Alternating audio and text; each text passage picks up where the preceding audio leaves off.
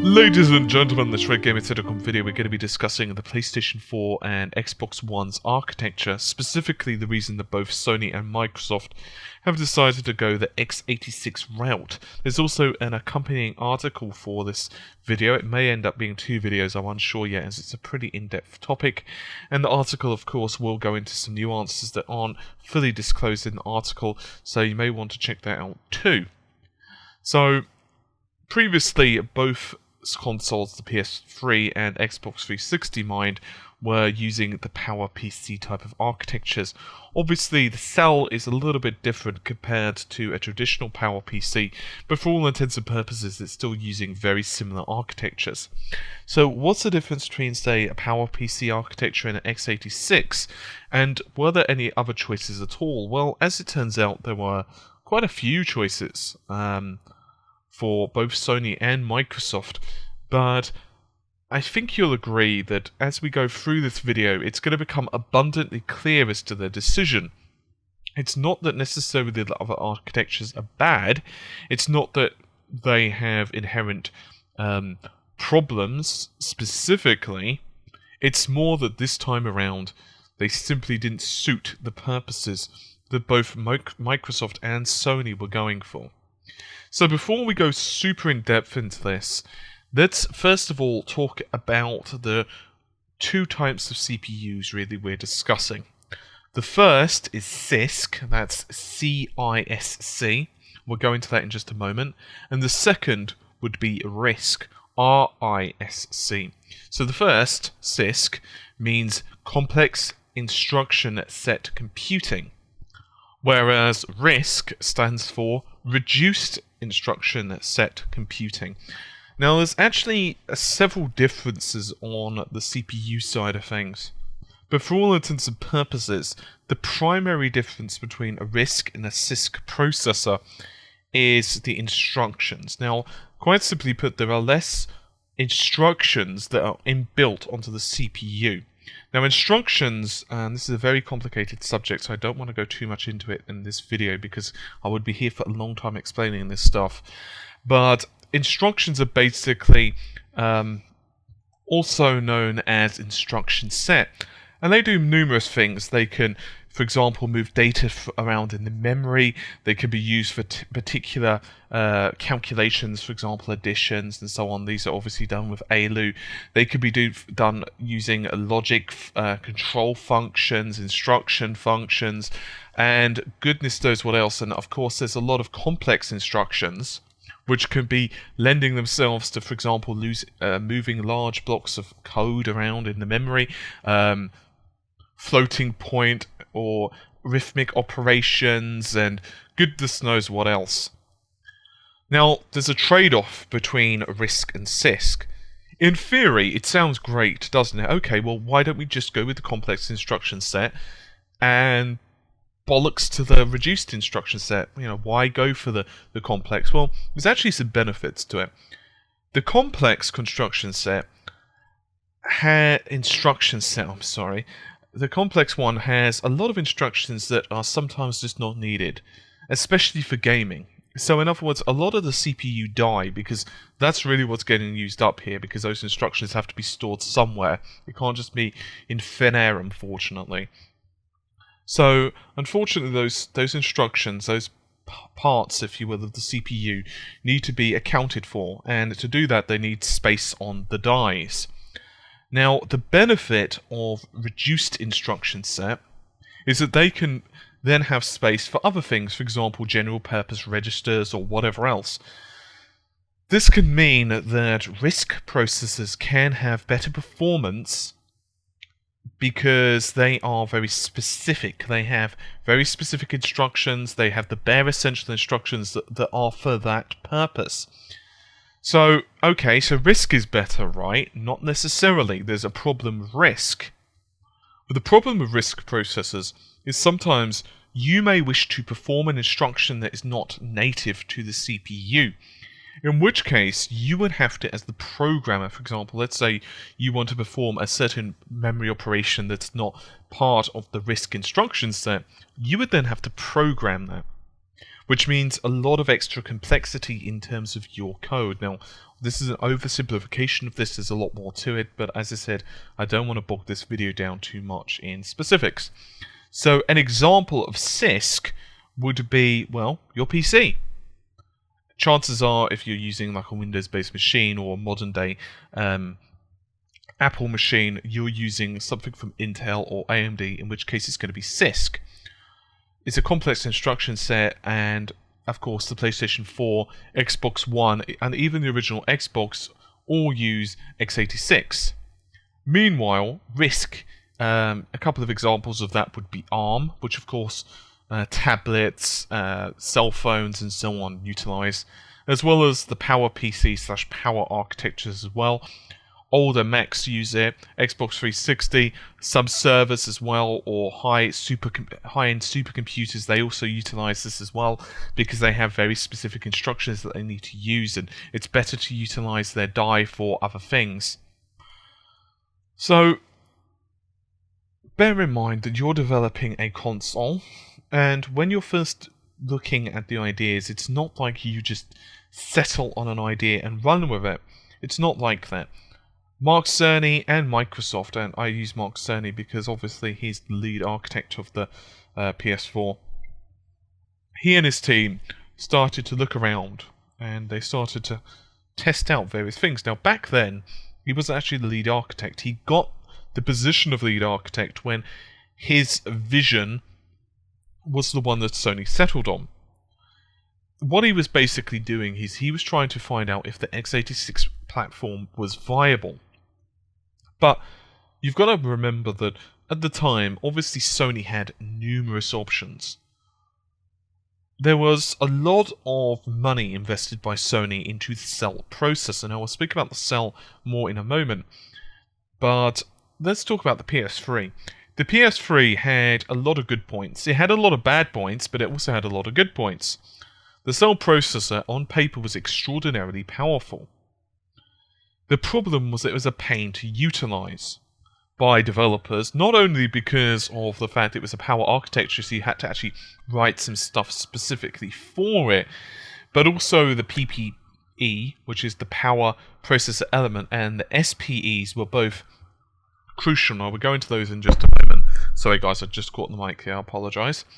So, it's a case of, well, okay, one of the options that Sony had was to reinvent or to improve the cell processor. And that was definitely an option. The cell processor was an actual combined collaboration between Sony, Toshiba and IBM. All of them bringing in their own levels of expertise or manufacturing capabilities, for example, from IBM. And they would all come into the idea of actually, working together to create a processor that was unique, powerful, and for the time, low power, as well as other bits and pieces as well. Indeed, many would agree it was closer in some ways to a vector type of design, and many people, Sony included, when they were of course championing this, they would basically say that the cell processor was almost like a supercomputer. The idea behind the cell is it was almost like the cell as like a biological cell. In other words, it would fit together and many cells could make a whole. Now, the cell had one main processor, which was known as PPE. Now, the PPE stands for Power Processing Element. Power Processor Element, and that would serve as the main processor, and you would have the main operating system and various other applications that would run off this. That would be equipped with a fairly small for the time, but reasonable 512 KB cache, and could run PowerPC or even power architectures. It was dual-threaded, so that means that the main core could handle 2 threads, and of course, also there was the SPEs. Now, SPE stands for Synergistic Processing Element. Now, processing element is very similar. It was kind of a vector type of processor. These were very small, they weren't main processors, but both of them utilized in-order processing. Now, in-order processing, to give you an idea of what this is, it's pretty simple. Data is expected to be in a certain order. So when the game is compiled, because whenever you program anything, it needs to then be compiled to run. It's not like a web page where you simply just save a code and it's compiled on the fly or run on the fly. But binaries, for example, written in C, which most of these applications and games certainly are, versions of C, C++, or whatever, they're compiled initially, right? So the compiler will take part, or help to optimize the code for the most part. So when they're compiled, the processor expects, if it's an in-order processor, it expects the instructions to be set out in a certain particular order. And if they're not, what would happen is the CPU would stall while it was searching for that particular instruction to execute. There's a couple of problems with this. Primarily, how good's your compiler? Really simple. It means that it makes it a hell of a lot harder to get the full use out of it. In terms of the PlayStation 3, the cell was okay. It wasn't shabby, it wasn't bad. The primary issue with it was there was a pain to utilize the SPEs, or the synergistic processing elements. And for quite a long time, a lot of developers weren't even using them. They were quite literally just ignoring the SPEs, and they were focused on the PPE. That's not really ideal for games development. You're obviously not getting nowhere near as much performance out of the CPU as what you should be. And bear in mind that the PlayStation 4's GPU was somewhat lackluster. It wasn't as good maybe as what it could be. One of the reasons that the Xbox 360's version of its own GPU is better was because of the embedded RAM. Now, as it turns out, there wasn't actually enough RAM in the Xbox 360's GPU to render things natively and to store it double buffered and so on in the frame buffer at 720p, which was back then the target that Microsoft was shooting for. They should have added a bit more RAM. 10 megs wasn't enough, but it did allow for much better anti-aliasing and some other effects to be applied without too much of a hassle. This is contrary to the PlayStation 3's setup, let's go with. Despite these inherent problems, the cell processor was really powerful. It was just very difficult to utilize. However, Sony obviously didn't want to just abandon this easily. It must have took a lot of convincing, because it cost them a lot of money to produce. It was one of the reasons that PlayStation 3 was actually so bloody expensive. They simply couldn't just lower the price point. As an aside, this was actually another issue with even the Neo Geo console. Back then it had 2 megs of RAM.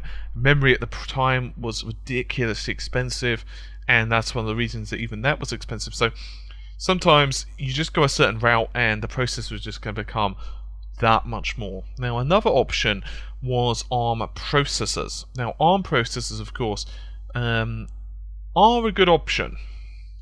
Indeed, John Carmack actually stated, we can imagine something that maybe had 16 ARM cores with a whole bunch of Power VR graphics cores, and you could have made a pretty good console with that. I suspect it was the 64-bit not being quite cooked enough that really made the difference, is the fact that there's huge amounts of memory required for the next generation of games. So, let's talk about this for a moment. This comes down to the 64-bit nature of the requirements for addressing memory. Both Sony and Microsoft got unanimous feedback, I suspect, from the developers. One of the main things that they wanted developers was a unified memory pool, okay, but the other one, numerous developers had said, guys, please, for the love of goodness, give us more memory. Currently, it's fair to say that ARM's 64-bit instructions are just not quite there. That's not to say they're bad, but they're getting better. And I'm sure by next year we're going to have much better 64-bit instructions, but it's not like, in 2013 you can start production or design of a console and you're going to have it out by the end of 2013. Remember, the lead time for this stuff is a long time. Mark Cerny, for example, stated that they started the initial designs of the PlayStation 4 in 2008. So there's absolutely no way that they could have forecast or bet, basically. You'd be betting the farm on it, and it's just not worth it, really. So obviously since then things have progressed, but I suspect that another reason as well was developers weren't really wanting that amount of cores to utilize. I suspect that they wanted less processor cores.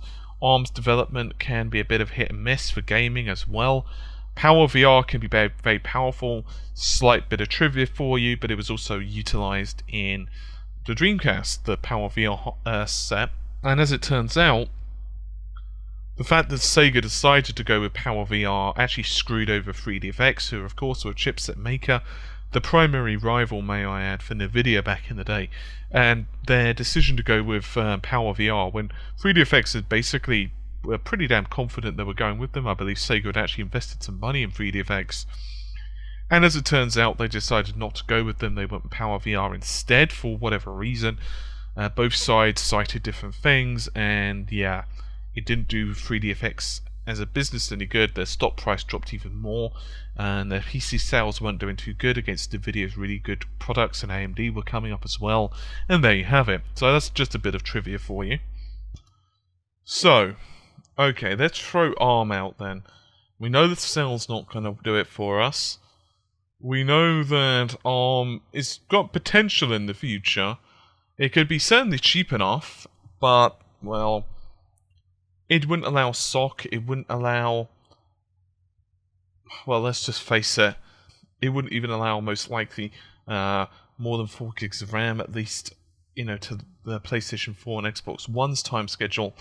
And the instructions probably wouldn't have been up to par as well. Okay, so what about PowerPC? Why didn't both Microsoft go back to their old favourites, you know, go with, of course, an improved architecture, and Sony just say, you know what, I'm just going to go with PowerPC? I suspect that Sony didn't want to abandon the Cell and then go with PowerPC, because it would be a bit of a slap in the face to their software development team and hardware development team as well. It would also most likely, if not massively, improve things. Now, PowerPC, back a couple of years ago, certainly in early 2000s, was really popular. It got a lot of attention because, of course, Apple were utilizing it for the Macintosh. The next-gen consoles, back then the next-gen consoles, that would be the Xbox 360, was using it. A couple of Nintendo's consoles were using it, and so on. But it started to fall a little bit out of favour of that. Of course, it's still being used for the really high-end servers, that type of thing, rendering farms or whatever. But Apple cited one of the reasons, the primary reason, is actually software. Price. Now, it's pretty simple. They were basically paying more money than what they wanted to pay for the hardware to run the damn thing, including the CPU itself. And Intel came along and they were like, "Oh, hi chaps, we can actually do very similar performance, maybe even slightly better, but you know, we'll do it cheaper for you." And it's a simple case of, look, it's business. They just went with it. I suspect, and I theorize, and I hypothesize that there's a good chance that, well,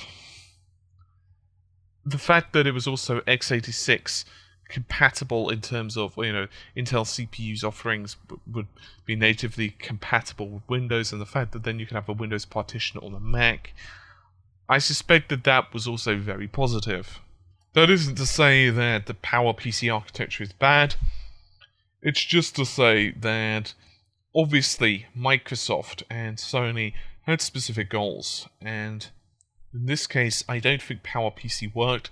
The Xbox 360 CPU, of course, was tri-core processor, however, could handle 2 hardware threads each core, so 6 total.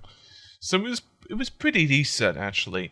The CPU inside the Xbox 360 was often battered by other things. A lot of the time, developers would utilize heavy amounts of the CPU, for example, for sound.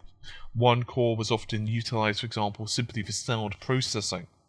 Now, obviously, the PowerPC architecture is also RISC. Now, it's also worth noting that from Microsoft's point of view, they also wanted to do tight integration with a version of Windows. We know that, for example, it's going to be running them effectively on a virtual machine, free operating systems, which is quite a lot of overhead for the processor.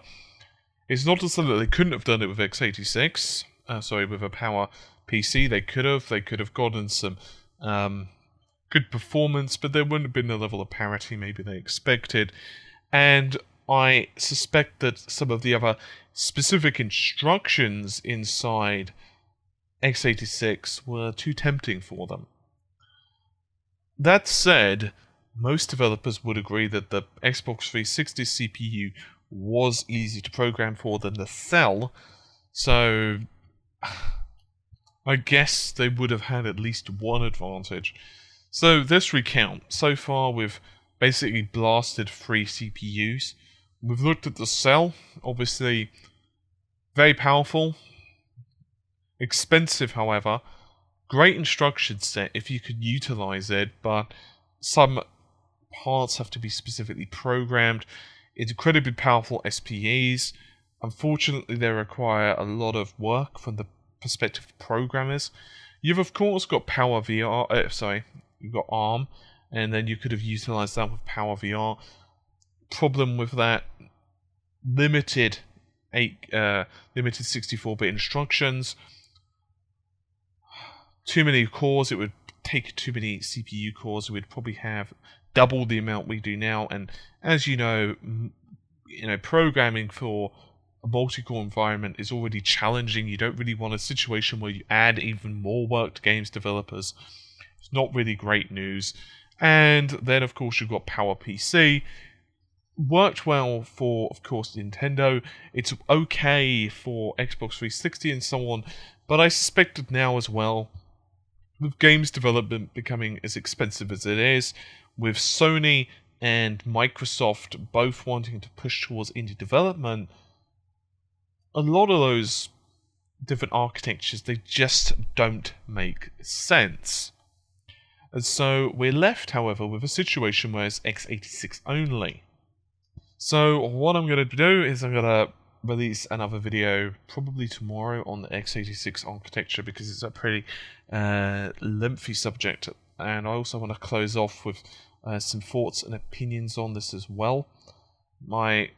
Actually YouTube, not even my internet connection, is absolutely abysmal today. I tell you, I tried to upload a 7-minute video earlier, and it was telling me something like 45 minutes, and considering I can normally upload that in maybe about 5 minutes, YouTube is not doing well, so I don't really want to release a 40-minute video today, because I don't want to be waiting until 500 or 600 minutes for this thing to upload. I have no idea if it's going to remedy itself today. Hopefully it does, but I guess we'll just have to see. I also need to finish off the article I'm writing on this exact same subject, so it's up to date as well. So hopefully you enjoy it. As I said, I'll release another video probably finishing this off tomorrow, which is going to have lots of other facts and figures and some interviews as well, some interview quotes and other bits and pieces, which hopefully should help to solidify this in your minds and so on. So anyway, with all that said, I'm going to get going. Hopefully you enjoyed the video. I'll see you soon. Take care. Bye for now.